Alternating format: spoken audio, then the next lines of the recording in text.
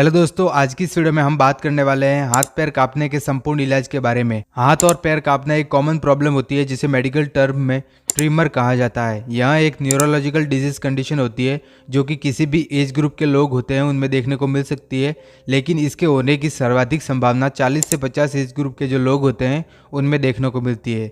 सो आज की इस वीडियो में हम ट्रिमर के संपूर्ण इंट्रोडक्शन से लेकर उसके ट्रीटमेंट के बारे में डिटेल में डिस्कस करने वाले हैं।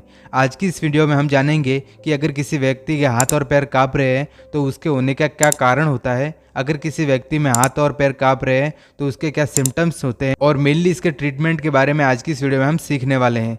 सो वीडियो बहुत ही यूजफुल होने वाली है ऑल द मेडिकल स्टूडेंट। आज की इस वीडियो में हम डॉक्टर द्वारा ट्रिमर की कंडीशन में जो मेडिसिन प्रिस्क्राइब की जाती है उन मेडिसिन के पॉपुलर ब्रांड नेम के साथ साथ मेडिकल स्टोर पर ये मेडिसिन किस नाम से मिलती है, उसमें क्या कंटेंट पाया जाता है, और मेनली इसके यूजेज, डोज और साइड इफेक्ट के बारे में आज की इस वीडियो में हम डिस्कस करने वाले हैं। सो वीडियो बहुत ही यूजफुल होने वाली है ऑल द मेडिकल स्टूडेंट जो गांव में प्रैक्टिस करते हैं, आरएमपी डॉक्टर है या फिर मेडिकल स्टूडेंट है, उन सभी के लिए। सो आगे बढ़ने से पहले वीडियो को लाइक कर देना। चैनल पर अगर पहली बार विजिट कर रहे हो तो चैनल को प्लीज़ सब्सक्राइब कर देना। चलिए वीडियो को शुरू करते हैं और सबसे पहले अपन डिस्कस करते हैं व्हाट इज़ अ ट्रिमर, यानी कि ट्रिमर क्या होता है, हाथ और पैर कांपने की कंडीशन क्या होती है, उसका जनरल इंट्रोडक्शन हम सबसे पहले हिंदी और इंग्लिश भाषा में आसान शब्दों में समझने वाले हैं। सो हाथ और पैर कांपना एक आम समस्या होती है, एक कॉमन डिजीज कंडीशन होती है, कॉमन प्रॉब्लम होती है जिसे मेडिकल टर्म में ट्रिमर कहा जाता है। यह एक मूवमेंट न्यूरोलॉजिकल डिजीज कंडीशन होती है जिसमें व्यक्ति के हाथ, पैर, सिर तथा बाहें जो होती हैं वो इनवॉलेंट्री रूप से हिलने लगती है। देखो, दो चीज़ें होती है, एक वॉलेंट्री होता है और एक इनवॉलेंट्री होता है। जो हमारा वॉलेंट्री होता है, जो स्वैच्छिक होता है, यानी कि अपनी इच्छा से उसे कंट्रोल कर सकते हैं। लेकिन जो ट्रिमर की कंडीशन होती है, जो एक न्यूरोलॉजिकल डिजीज कंडीशन है जिसमें जो हाथ और पैर होते हैं वो इनवॉलेंट्री रूप से कांपने लग जाते हैं, हिलने लग जाते हैं, जो कि आपकी डेली रूटीन की जो लाइफ होती है उसमें काफ़ी इफेक्ट देखने को मिलता है। ट्रिमर की कंडीशन किसी भी एज ग्रुप के लोगों में देखने को मिल सकती है, लेकिन इसके होने की जो सर्वाधिक संभावना होती है वो 50 से 60 एज ग्रुप के जो लोग होते हैं, जो वृद्ध व्यक्ति होते हैं जिनकी उम्र 50 से 60 वर्ष से ऊपर होगी है, उनमें इसके होने की संभावना बहुत ज़्यादा देखने को मिलती है। ट्रिमर की कंडीशन जेनेटिक भी हो सकती है, यानी कि अगर किसी व्यक्ति के परिवार में अगर ट्रिमर की कंडीशन जेनेटिक रूप से चलती आ रही है तो उस कंडीशन में हो सकता है कि उसके परिवार के जो बाकी सदस्य होते हैं उनमें भी ट्रिमर की कंडीशन डेवलप हो सके।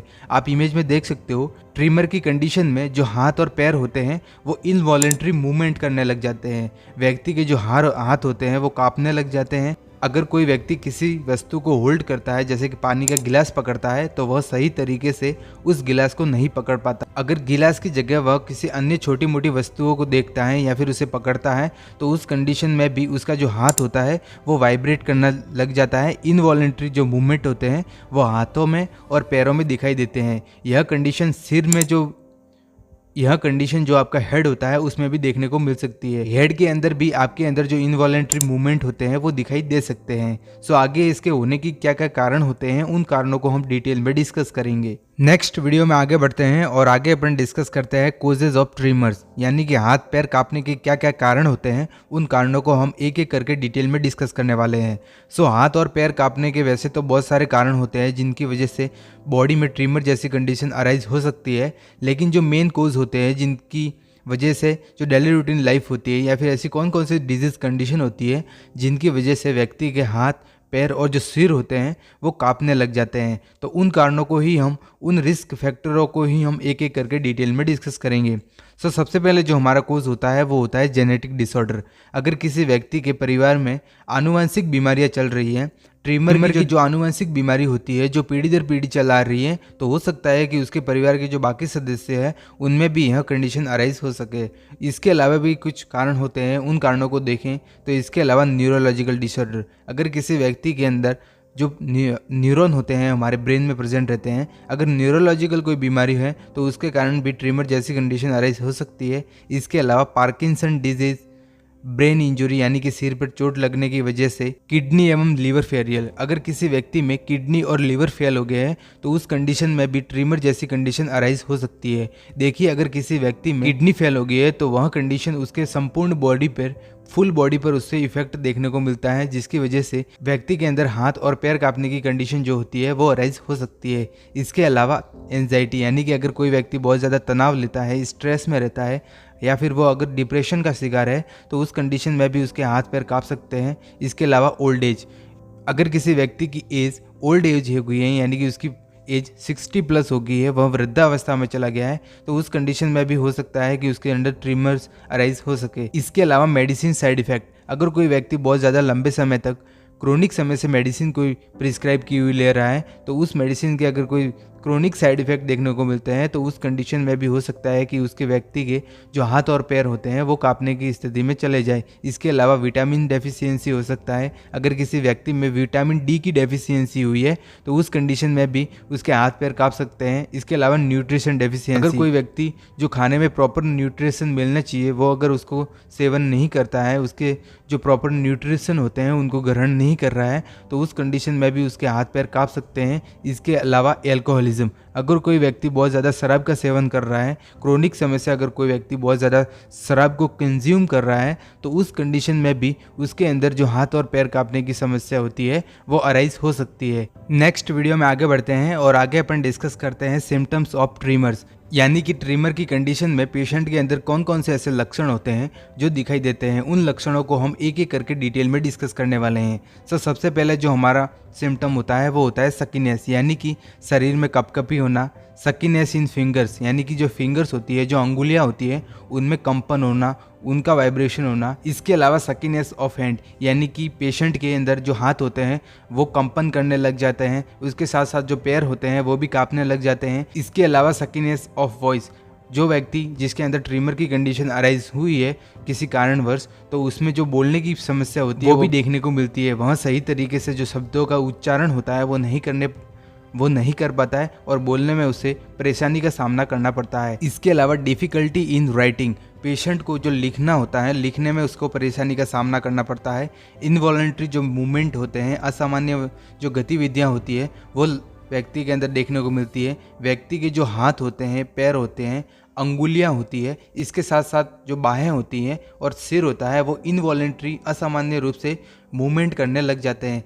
इसके अलावा अनेबल टू होल्डिंग, अगर कोई व्यक्ति किसी चीज़ को पकड़ेगा या पेन पेंसिल या फिर पानी का गिलास पकड़ेगा तो उस कंडीशन में उसके जो हाथ होते हैं वो कांपने लग जाएंगे, या फिर उसे पकड़ने में परेशानी का सामना करना पड़ेगा, या फिर उसे उस चीज़ को पकड़ने में परेशानी का सामना करना पड़ सकता है।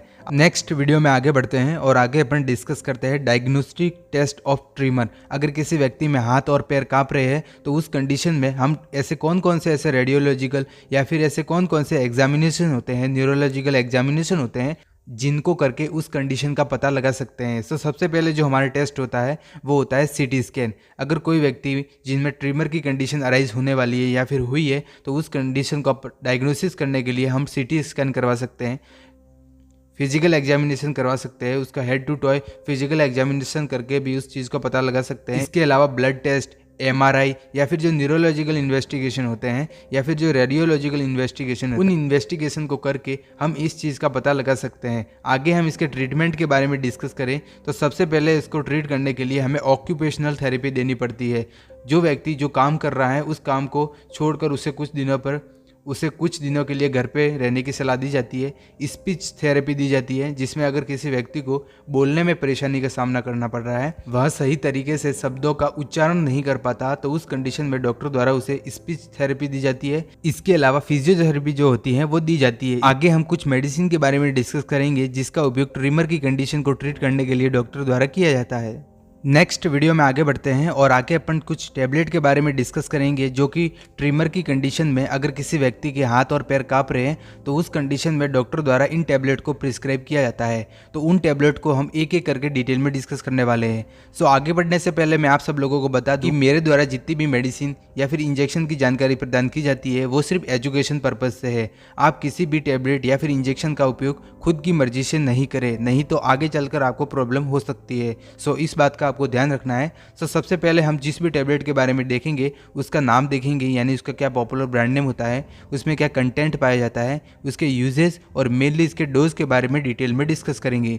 सो सबसे पहले जो हमारी टैबलेट है जो कि ट्रिमर की कंडीशन में डॉक्टर द्वारा प्रिस्क्राइब की जाती है। मोस्ट पॉपुलर टैबलेट है उसका नाम होता है प्रोलेट 25 टैबलेट। आप इमेज में देख सकते हो, प्रोलेट 25 के नाम से ये मेडिकल स्टोर पर और हॉस्पिटल में आसानी से मिल जाएगी। बात करें इसके कंपोजिशन के बारे में, यानी इसमें क्या कंटेंट पाया जाता है, तो इसमें प्राइमिडोन नामक जो कंटेंट होता है वो प्रेजेंट रहता है। इस टैबलेट के उपयोग के बारे में देखें तो इसका उपयोग ट्रिमर की कंडीशन में, एपिलेप्सी की कंडीशन में, अगर किसी व्यक्ति को मिर्गी के दौरे आ रहे हैं या फिर जो ट्रिमर होते हैं, हाथ पैर काँप रहे हैं, उस कंडीशन में, या फिर जो नर्वस सिस्टम से जुड़ी जो परेशानियाँ होती हैं, जो डिजीज़ कंडीशन होती है, न्यूरोलॉजिकल जो डिजीज़ कंडीशन होती है, उस कंडीशन को ट्रीट करने के लिए डॉक्टर द्वारा जो प्रोलेट टैबलेट होती है उसको प्रिस्क्राइब किया जाता है। बात करें इस टैबलेट के डोज के बारे में, तो इसका डोज जो अडल्ट होते हैं उनमें 25 mg ओडी में देते हैं, यानी कि 25 mg की जो टैबलेट होती है उससे खाना खाने के बाद दिन में एक बार लेने की सलाह दी जाती है।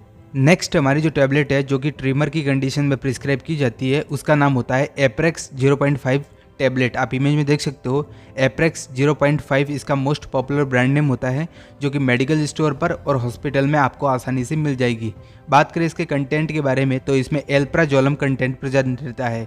जिस भी मेडिसिन के पीछे पाम और लाम आता है वो एक एंटी एंजाइटिक मेडिसिन होती है, जिसका उपयोग एंजाइटी के कारण अगर किसी व्यक्ति में ट्रिमर की कंडीशन, या फिर अगर कोई व्यक्ति डिप्रेशन में है, एंजाइटी है जिसके कारण अगर उसके ट्रिमर की कंडीशन अराइज हो रही है, उसके हाथ और पैर काँप रहे हैं, तो उस कंडीशन में जो एल्प्राजोलम नामक जो टैबलेट होती है वो डॉक्टर द्वारा प्रिस्क्राइब की जाती है। बात करें इस टैबलेट के कॉम्बिनेशन के बारे में, इसमें कंटेंट के बारे में, एल्प्राजोलम नामक जो कंटेंट होता है वो प्रेजेंट रहता है। इसका उपयोग मेनली एंजाइटी और ट्रिमर जैसी कंडीशन को ठीक करने के लिए प्रिस्क्राइब किया जाता है। बात करें इस टैबलेट के डोज के बारे में, तो अडल्ट में 0.5 mg का जो डोज होता है वो ओडी में प्रिस्क्राइब किया जाता है, यानी कि दिन में एक बार इस टैबलेट को लेने की सलाह दी जाती है।